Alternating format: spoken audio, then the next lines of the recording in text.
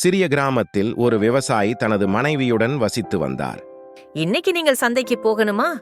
சந்தை நாள்ல போனாதான் எல்லா பழங்களையும் விற்றுவிட முடியும். உங்கள் வசதிக்காக எல்லா பழங்களையும் கூடையில வைத்திருக்கிறேன். சந்தை நாளில் அவர் பழங்களை விற்க அருகிலுள்ள நகரத்துக்கு செல்வார். அன்று சந்தையில் மதியத்திற்கு முன்பே எல்லா பழங்களையும் விற்றுவிட்டார். நல்ல லாபம் கிடைத்தது.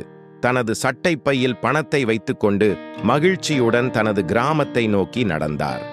தாகத்துடன் இருந்த அவர் ஒரு விவசாயியை கண்டார். வெயிலின் கொடுமை தாங்க முடியவில்லை. கொஞ்சம் குடிக்க தண்ணீர் கிடைக்குமா?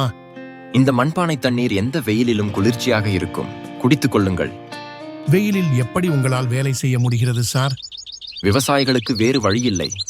எல்லா பருவங்களிலும் உழைத்துதான் ஆக வேண்டும். வெயிலோ மழையோ நாங்கள் வேலை செய்துதான் ஆக வேண்டும். குளிர்ந்த பானை தண்ணீருக்கு மிக்க நன்றி. உங்கள் விவசாயம் எப்படி இருக்கிறது? நான் இப்போது பூசணிக்காயை அறுவடை செய்கிறேன். கோடை காலத்தில் தர்பூசணி நல்லா விற்பனை ஆகிறது. நல்ல லாபம் கிடைக்கிறது. வயலை பார்வையிட்ட அவர் மெல்லிசான கொடிகளில் விளைந்திருக்கும் கனமான பெரிய பழங்களை பார்த்தவுடன் மிகவும் ஆச்சரியமடைந்தார். இவ்வளவு பலவீனமான கொடிகளில் கனமான பழங்களை கடவுள் ஏன் படைக்க வேண்டும் என நினைத்தார். இந்த காட்சியினால் கலக்கமடைந்த அவர் தன் வீட்டை நோக்கி நடந்தார். வரும் வழியில் ஒரு ஆலமரத்தின் நிழலில் நடந்தபோது அவர் காலில் ஏதோ மிதிபட்டது. என்னவென்று பார்த்தால் அது ஒரு ஆலம்பழம். மிகவும் சின்னதாக இருந்தது. இவ்வளவு பெரிய மரத்தில் ஏன் சிறிய பழங்களை இறைவன் படைக்க வேண்டும் என நினைத்தார். அவரது மனம் மீண்டும் குழப்பமடைந்தது. வீட்டை அடைந்தவுடன் அதே சிந்தனையில் இருந்தார்.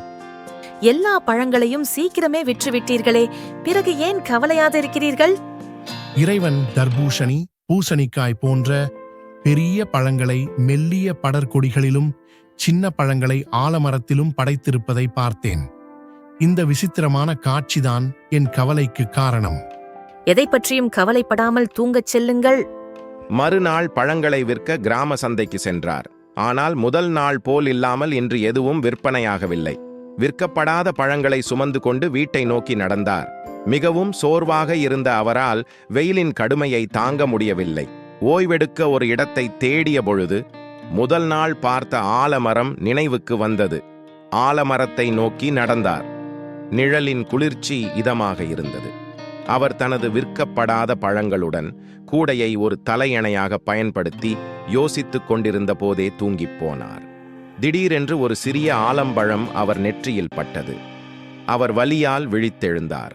நம் நினைத்ததைப் போல் பூசணி அல்லது தர்பூசணி போன்ற பெரிய பழங்களாக இருந்திருந்தால் நம் நிலைமை என்னவாக இருக்கும் என நினைத்து பார்த்தார். அந்த நினைப்பே அவரை பயம் கொள்ள செய்தது. கடவுளின் படைப்பின் அருமையை நினைத்து வியந்தார். இந்த அனுபவத்தில் அவரது மனம் அமைதியானது.